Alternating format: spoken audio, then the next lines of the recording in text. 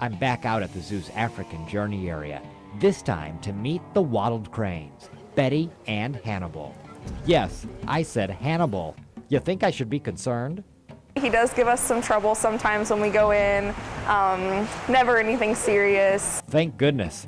Still though, we needed to protect ourselves, just in case.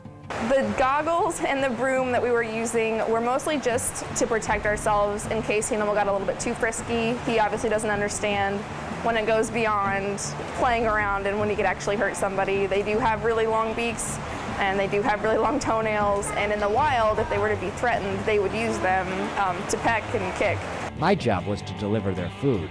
I threw a couple of corn cobs, which Betty ran right toward, and I left a bucket of nutritious crane pellets, peanuts, and more corn. Betty was a big fan of that, too. Betty's a little bit more laid back.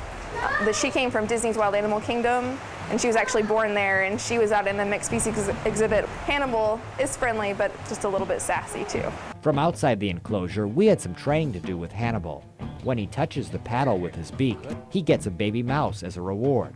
With Hannibal this close, it's easy to see the wattle that hangs from his head.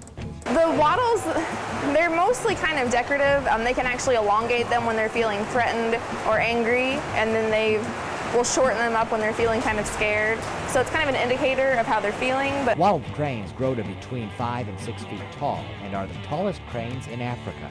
In order to survive, they need a wetland habitat.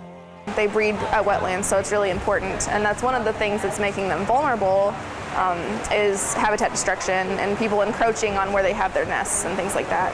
So they're not quite endangered yet, but they're not doing so hot either. Hannibal and Betty hope to increase the amount of wattled cranes around. Hannibal is 11 and Betty is 4.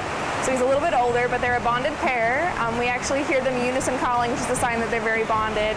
Last year we actually had some eggs, which was really exciting. It was the first for them. They unfortunately broke the eggs, but Betty's still a little bit young, so we're looking forward to more eggs in the future. And they should have plenty of time trying. The average lifespan of a wattled crane is between 20 and 30 years. But hey, don't wait that long to come see them here at the Fort Wayne Children's Zoo. For News Channel 15's Wild on Wayne, I'm Nicholas Ferreri.